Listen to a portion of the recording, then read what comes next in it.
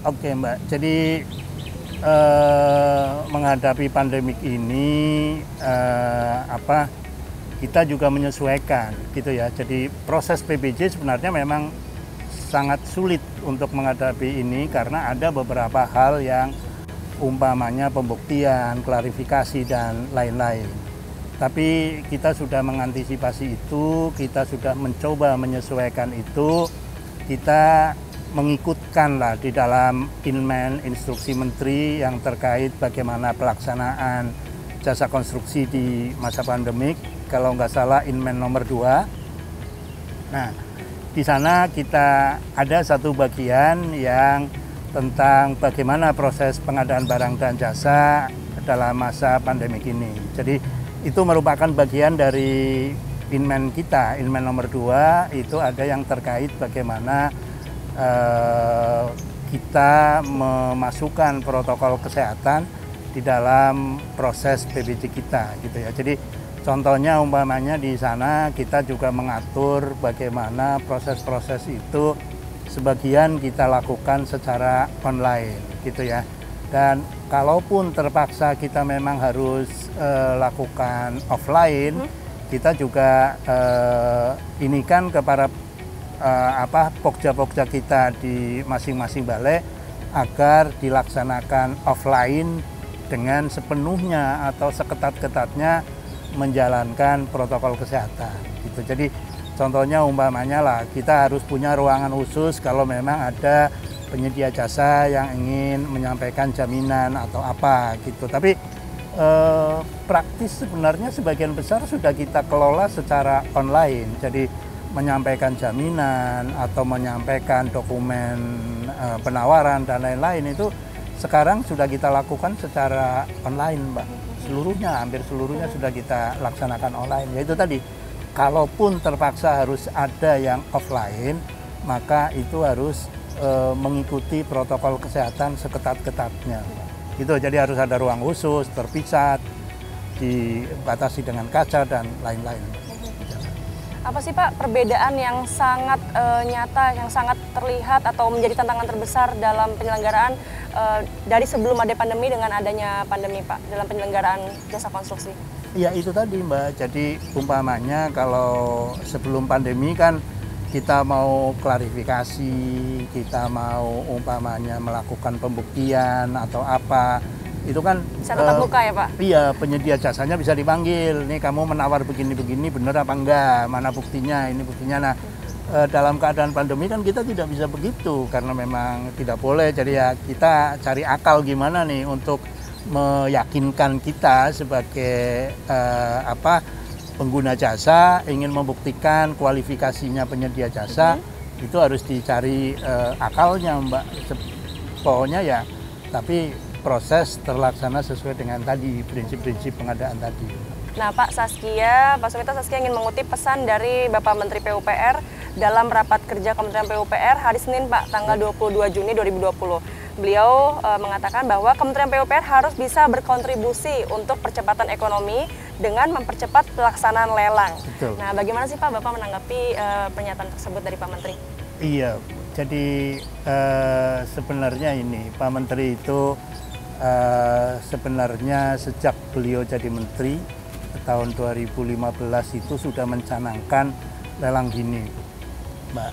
Jadi lelang dini itu sekarang relatif menjadi ikon daripada Kementerian PUPR, gitu kan. Saya kira kementerian lain belum ini, bahkan relatif banyak yang ingin belajar ke kita terkait dengan lelang dini, gitu ya.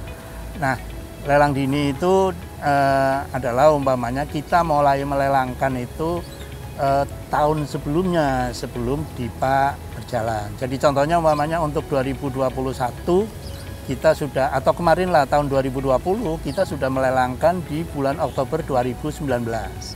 Jadi sebagian targetnya Pak Menteri waktu itu 30% dari anggaran 2020 itu sudah terlelangkan di 2019.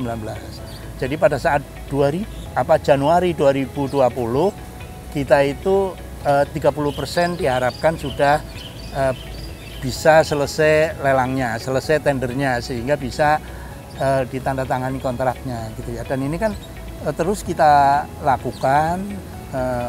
Setelah itu juga kita terus berlanjut menjadi pola kerja kita untuk bagaimana melakukan percepatan. Walaupun kita masih menyadari juga bahwa kita masih tetap harus memikirkan, gitu ya, bagaimana menyederhanakan proses tender ini atau tender ataupun seleksi ini agar bisa lebih prinsipnya masih bisa terpenuhi, tapi dari sisi waktu tidak bertele-tele. Dari sisi waktu bisa jauh lebih sederhana dan lebih simpel serta lebih cepat, Mbak. Karena ini kita yang ingin kita coba diskusikan dengan senior-senior, karena Pak Menteri juga sudah menugaskan senior-senior PUPR yang jadi Widya Iswara untuk menjadi pendamping di direktorat saya. Jadi termasuk bekas Pak Sekjen, Pak Taufik, bekas Pak Dirjen Bina Marga, Pak Ari, terus Pak Imam, bekas Dirjen SDA, itu juga sudah diperbantukan ke kita untuk ikut membimbing kita lah, membimbing direktorat pengadaan ini, Mbak. Luar biasa. Jadi di direktorat Bapak yang baru ini, tapi SDM-nya tuh luar biasa ya Pak, bukan benar-benar ingin menciptakan direktorat pengadaan barang dan jasa dan menghasilkan pengadaan barang dan jasa yang berkualitas ya Pak ya. Mungkin ada yang lupa sedikit gitu ya, bahwa Pak Menteri itu begitu concernnya kepada kita. Sampai dimanapun beliau berada, di provinsi manapun beliau berada, beliau yang dipanggil pertama kali adalah Balai BP2JK. Dan beliau di mana-mana, di acara apapun selalu mengatakan bahwa kita, jajaran pengadaan barang dan jasa kita, adalah wajah dari Kementerian PUPR gitu ya. Jadi ini harus benar-benar dilaksanakan sebaik-baiknya, karena ini amanat besar ya Pak. Mencerminkan betul Kementerian PUPR. Baik, luar biasa. Tentunya juga ini merupakan turunan dari amanat Presiden juga ya Pak ya, untuk lelang ini juga. Pak, kemudian apa sih Pak manfaat dari percepatan lelang di tengah pandemi yang saat ini sedang kita rasakan bersama untuk masyarakat khususnya Pak? Iya, jadi saya kira ini semua tidak lepas dari arahan Pak Presiden kita kan. Bagaimana kita mendistribusikan uang ke rakyat gitu kan. Salah satu alat untuk mendistribusikan uang itu kan pekerjaan konstruksi salah satunya kan.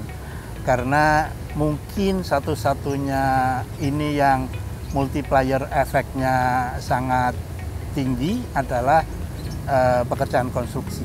Itu multiplier efeknya memang luar biasa. Makanya kita sangat didorong untuk segera membelanjakan anggaran-anggaran konstruksi ini agar segera turun, sehingga rakyat tidak jadi rakyat itu ada penghasilan kan kalau dari kita. Makanya kita selain paket-paket konstruksi juga didorong lebih cepat. Pak Menteri juga menciptakan umpamanya program-program padat karya.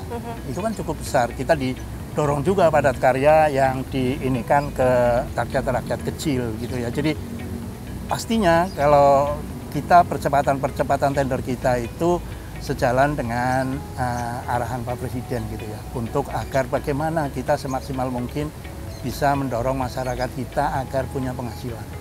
Itu Mbak. Baik, luar biasa.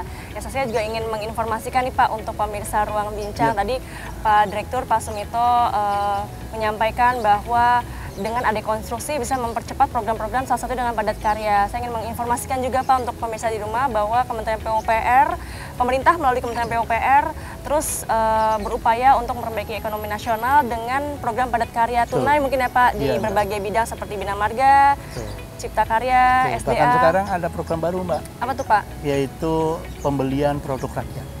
Arahan Presiden dan ditindaklanjuti oleh Pak Menteri, yaitu tadi namanya program pembelian produk rakyat.